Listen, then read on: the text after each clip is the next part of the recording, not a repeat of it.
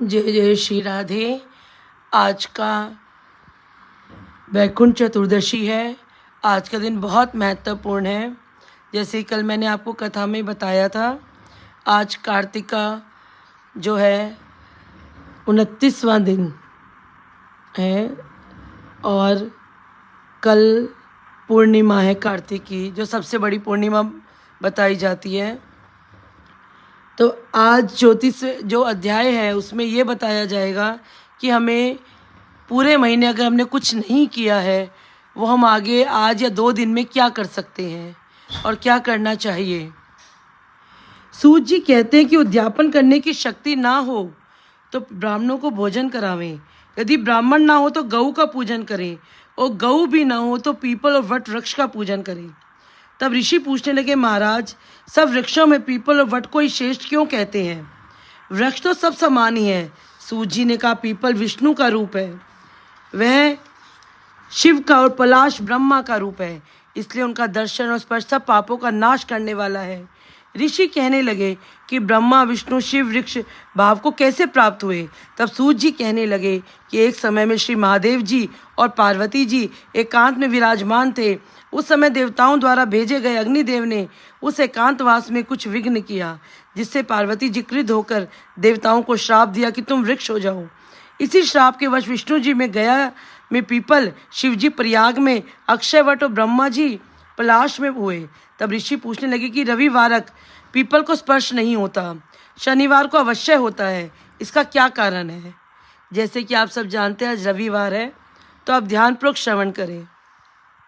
सूत जी कहने लगे, समुद्र मंथन के समय जब 14 रत्न समुद्र में से उत्पन्न हुए तो उनमें से कौस्तुभ मणि और लक्ष्मी जी ने भगवान विष्णु से कहा कि भगवान, मेरी एक बड़ी बहन दरिद्री है, ज्येष्ठा के रहते हुए आप मेरे साथ कैसे विवाह कर सकते हैं?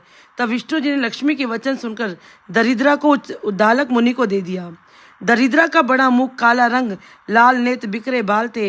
मुनि भगवान की आज्ञा अनुसार विवाह करके आश्रम में आए। दरिद्रा ने आश्रम में आकर देखा कि आश्रम में वेद पाठ हो रहा है, तो इसको देखकर व्याकुल हो गई और कहने लगी कि मैं यहाँ पर नहीं रह सकती। तब ऋषि ने पूछा कि कहाँ रह सकती हो? ज्येष्ठा ने कहा, जहाँ पर हवन ना होता हो, वेद ध्वनि ना होती हो, अतिथि पूजन, यज्ञ दान, तप ना होता हो, मैं वही रह सकती हूँ।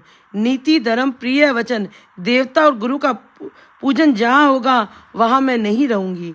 जहाँ चोरी चोरी जाती रहूँगी, जहाँ चोरी जारी होती रहेगी, जहाँ सज्जन और ब्राह्मणों का अपमान और कठोर वचन बोलने वाले होंगे, मैं वहाँ रहूँगी। ये दरिद्रता कह रही है ऋषि को। ऐसे वचन सुनकर उद्दालक ऋषि अत्यंत व्याकुल हो कहने लगे कि अच्छा, तेरे लिए ऐसा ही स्थान देखने के लिए जाता हूँ, जब तक लौटूं तुम यहाँ पीपल के वृक्ष पर रहो। सूत जी कहने लगे, इस प्रकार उद्दालक ऋषि कहकर चले गए। तब दरिद्रा ने बहुत देर तक प्रतीक्षा की, मगर जब मुनि नहीं आए तो पति के त्याग से अत्यंत दुखी होकर रोने लगी। उसका रुदन लक्ष्मी जी ने बैकुंठ में सुनकर भगवान से कहा कि भगवान, मेरी बहन पति के त्याग से दुखित होकर रो रही है, उसे जाकर शांत कीजिए। तब भगवान लक्ष्मी सहित वहां पर आए और कहने लगे, तुम पीपल में निवास करो, पीपल हमारा ही अंश है।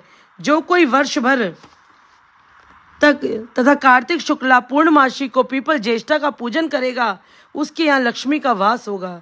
जो शनिवार को तुम्हारा पूजन करेगा तथा सूत लपेटेगा, उसके सब मनोवांछित कार्य सिद्ध होंगे। परंतु जो रविवार के दिन जो पीपल को स्पर्श करेगा, वह दरिद्र हो जाएगा। ऐसा कहकर भगवान अंतर ध्यान हो गए। हे ऋषियों, पीपल के मल में ब्रह्मा रूप, मध्य में विष्णु रूप और शाखा में शिव रूप है। ऐसे पीपल वृक्ष को मेरा नमस्कार है। सूत जी कहते, जो इस कथा को पढ़ता है, सुनता है, उसको प्रयाग और बद्री का आश्रम का फल प्राप्त होता है। जय जय श्री राधे, जय जय श्री राधे, जय जय श्री राधे।